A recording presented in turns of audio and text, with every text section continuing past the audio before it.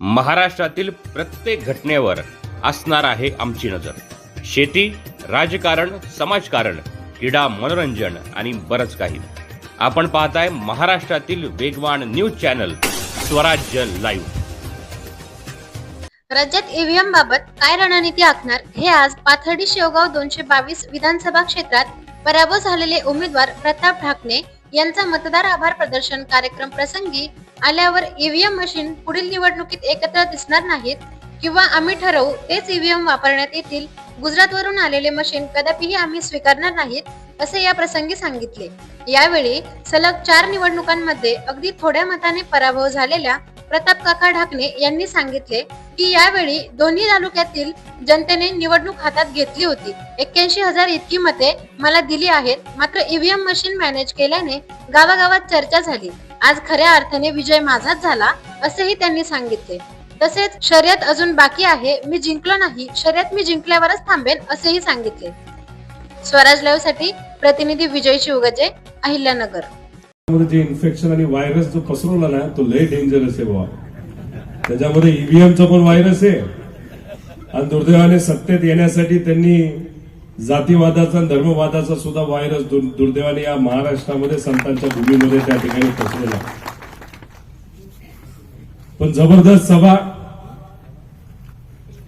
खर तर इथलं वातावरण बघितल्यानंतर प्रताप काकाच आमदार झाले असं कुठेतरी आपल्या सगळ्यांना वाटतं.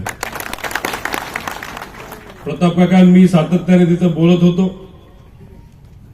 सर्वे मी त्यांच्यापर्यंत पोहोचवत होतो. पक्षाने सर्वे केला, आम्ही सर्वे केला, पत्रकारांनी सर्वे केले, मीडिया चॅनलनी सर्वे केले, भाजपचा सर्वे झाला. जे कुठले सर्वे या मतदारसंघाचे तिथं झाले आणि राणीताईंच्या मतदारसंघाचा सुद्धा जो कुठला सर्वे झाला त्या सर्वेमध्ये आपला उमेदवार, आपल्या पक्षाचा उमेदवार असणाऱ्या उमेदवारामध्ये कमीत कमी 15% फरक त्या ठिकाणी होता. 15% फरक. मतदानाच्या दिवशी तुम्ही सर्वांनी बघितलं असेल काय उत्साहाने आपण सर्वजण पुढाकार घेतला. प्रत्येक बूथवर आपली माणसं होती आणि काय पैसे देऊन तिथं आली नव्हती. स्व इच्छेने, प्रेमाने प्रत्येक बूथवर आपले कार्यकर्ते सकाळी तिथं पोहोचले होते. मला जे कळालंय भाजपचे असे अनेक बूथ, 150-200 बूथ या दोन्ही तालुक्यातले मोकळे होते. म्हणजे भाजपने आधीच ही लढाई आपण हारलोय असं समजून या ठिकाणावरनं ते पळून गेले होते. पण अशी परिस्थिती असताना उत्साहामध्ये मतदान झालं. आपण सर्वजण वाट बघत होतो की आता 2 दिवसांनी मतमोजणी होणार. सगळ्यांनी गुलाल घेतला असेल, फटाके ऑर्डर केले असतील, आता फक्त गुलालच खेळायचा एवढंच तिथं कुठेतरी राहिलं होतं. आणि ज्या दिवशी मतमोजणीला सुरुवात झाली, पहिल्या 2 फेरीमध्ये आपण पुढे होतो आणि नंतर तुम्ही बघितलं असेल टप्प्याटप्प्याने आपण इतकं मागे जात गेलो. फक्त याच मतदारसंघामध्ये नाही तर महाराष्ट्रामध्ये बहुतांश मतदारसंघामध्ये 2 ते 3 फेरीनंतर आपण मायनसमध्ये जायला सुरुवात केली. म्हणजे काहीतरी गडबड झाली. माझ्या मतदारसंघामध्ये सुद्धा आमच्या सगळ्यांची अपेक्षा, नंतर जी कंपनी आहे त्या कंपनीवर डायरेक्टर कोण आहे? भाजपचे खासदार डायरेक्टर. म्हणजे या महाराष्ट्रातून आमच्या युवांना हाताला काम देणारे जे सर्व प्रोजेक्ट आहेत, ज्या सर्व कंपन्या आहेत, त्या सर्व कुठं नेल्या? गुजरातला नेल्या. मात्र गुजरातले आम्हाला काय दिलं? ते ईव्हीएम दिलं. दुर्दैव असं महाराष्ट्राची लोकशाही कशाच्या विळख्यात अडकली होती? तर गुजरातच्या ईव्हीएमच्या विळख्यात अडकली होती. आता मी ईव्हीएम वर सगळं ढकलून मोकळं होतं असं मी म्हणत नाही, पण काही ना काहीतरी घोळ आहे बघा. तुम्ही बघा इथं भाजपचा विजय झाला. विजयाची सभा किती मोठी झाली? नाही झाली. जेव्हा गुलाल खेळण्यासाठी लोक आली होती तेव्हा दिसली का तिथं? किती होते? किती होते? किती लोक आली होती?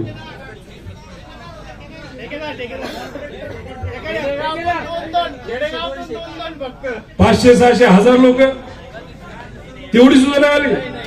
अरे विजय झाला तर कसा असावा असं जाणवलं पाहिजे की अरे गुलाल म्हणजे तिथं मशीननी नाही तर त्या पोकलांनी गुलाल उधळलं पाहिजे असं कुठेतरी पाहिजे. जेव्हा लंके भाऊ आपल्यातलाच एक माणूस जेव्हा खासदार झाला होता, उत्साह होता का नाही लोकांमध्ये? होता का नव्हता? जाणवलं का उत्साह यांना? जाणवलं का काय? अहो इथं सोडा, महाराष्ट्रात जाणवत नाही. सगळेच बीजेपीचे सुद्धा कार्यकर्ते डोकं खाजवायला लागले. आणि झालं कसं राव? झालं का नाही? कुठं तुम्हाला उत्साह दिसतोय का? अहो मोठ्या मोठ्या नेत्यांच्या मतदारसंघामध्ये भाजपचे नेते निवडून आले आणि त्यांच्या स्वागतासाठी तिथं किती लोक, तुडून गर्दी 200-300 लोकांची. ते खरे हाराचे कार्यकर्ते होते, प्रेमापोटी आपल्या सर्वांसाठी लढले होते आणि ते काही काळ पुढे चालले होते. त्यांच्या स्वागतासाठी किती खूप मोठी गर्दी, 700चे लोक होते तिथे. म्हणजे हा जो फरक आहे ना, हा कुठेतरी आपण समजून घेतला पाहिजे. अहो 95 मतदारसंघामध्ये असणारे जे ईव्हीएम आहे, तुम्ही ज्या दिवशी मतदान केलं आणि ज्या दिवशी ईव्हीएम मोजणीसाठी तिथं उघडले गेले, त्या दोन्ही दिवसामध्ये फरक आहे. आणि हा मतदारसंघ त्याच्यामध्येच एक येतो. म्हणजे ईव्हीएम म्हणजे मशीन झालं, बटन दाबलं, विषय संपला. तुम्ही मशीनला लॉक लावलं. आता लॉक लावल्यानंतर असं काय झालं की जेव्हा मतमोजणी आली तेव्हा फरक दिसायला लागला. आणि एका मशीनमध्ये, 2 मशीनमध्ये, 3 मशीनमध्ये जर फरक होत असेल तर 100% मशीनमध्ये का फरक होणार नाही असा प्रश्न आम्हा सगळ्यांना त्या ठिकाणी वाटतो. 94 मतदारसंघापैकी 84 मतदारसंघामध्ये महायुतीचे उमेदवार निवडून आलेले आहेत.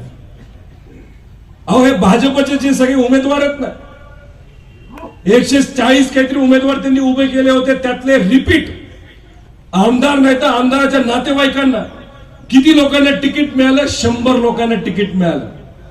99% देतात. त्याचा भाऊ असेल तर त्याला 88% येतात, 85% येतात. सेम उत्तर कोणी देऊ शकतं का? देऊ शकतं. कधी देऊ शकतं? कॉपी केल्यावर. आता बघा, नाशिकचं एक उदाहरण सांगतो तुम्हाला. सुहास कांदे कुठल्या पार्टीचे? शिंदे साहेबांच्या पक्षाचे. मतदान किती मिळालं? 1,38,068. चांगलं मिळालं मतदान. माणिकराव कोकाटे कुठल्या पक्षाचे? अजितदादांचे. त्यांना किती मिळालं? 1,38,565. नरहरी झिरवळ कुठल्या पक्षाचे? अजितदादांचे. त्यांना किती मिळालं? 1,38,622.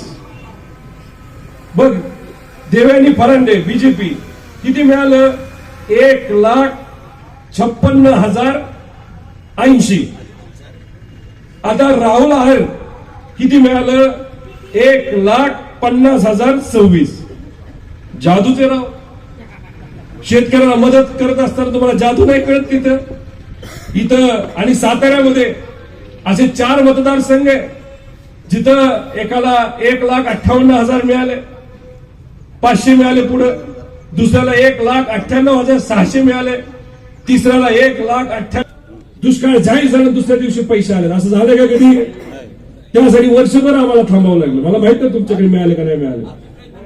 असं होऊच शकत नाही. हो, मिळाले का पैसे? अहो मी विरोधात असून भांडून 181 कोटी रुपये आणले तर तिथं. इथं जर सत्तेत असताना आमदार असताना सुद्धा जर पैसा आला नसेल, गजबच कारभार आहे. म्हणजे निवडणूक लढण्याचं यांना माहिती आहे, पण लोकांसाठी लढणं मात्र यांना माहित नाही, तरी निवडून येतात. म्हणजे गजबच कारभार आहे राव. म्हणजे खरंच वातावरण कसं होतं बघा. याच्यामध्ये आमच्या सगळ्यांचं मत आहे ईव्हीएम मध्ये कुठे ना कुठेतरी काहीतरी गडबड झाले. मग काही लोक काय म्हणतात, अरे काय बोलता तुम्ही, महाराष्ट्र बीजेपीकडे गेला आणि झारखंड गेला ना तुमच्याकडे. अहो हेच तर आमचं मत आहे की छोट्या राज्यात तुम्ही आम्हाला द्यायचं आणि मोठ्या राज्यामधलं तुम्ही घेऊन टाकायचं. जसं की हरियाणाचं इलेक्शन झालं, तिथं सुद्धा एक राज्य त्यांच्याकडे हरियाणा आणि दुसरं राज्य जम्मू काश्मीर आपल्याकडे. म्हणजे हे जे काही गडबड चालली ना, ह्या गडबडीवर विश्वास आमचा तिथं नाही. त्याच्यात भारी काय माहिती का, सर्वे जे केले जातात ते कसे केले जातात की लोकांना फोन केला जातो ना, ते भेटतात आणि बोललं जातं आणि मग लोकांचं सगळं जे मत आहे एकत्रित केलं जातं. महिलांना तेवढा फोन केला जातो, पुरुषांना केला जातो, युवांना केला जातो. असे विविध वयोगटातल्या विविध समाजाच्या लोकांना एकत्रित करून सगळ्यांना विचारून एक अंदाज काढला जातो. आता या महाराष्ट्रामध्ये किती लोकांनी बॅलेट पेपरवर मतदान केलं? 5.5 लाख लोकांनी केलं. कोण होतं ते? शिक्षक होते, कुणीतरी तहसीलदार होतं, कुणी आर्मीमध्ये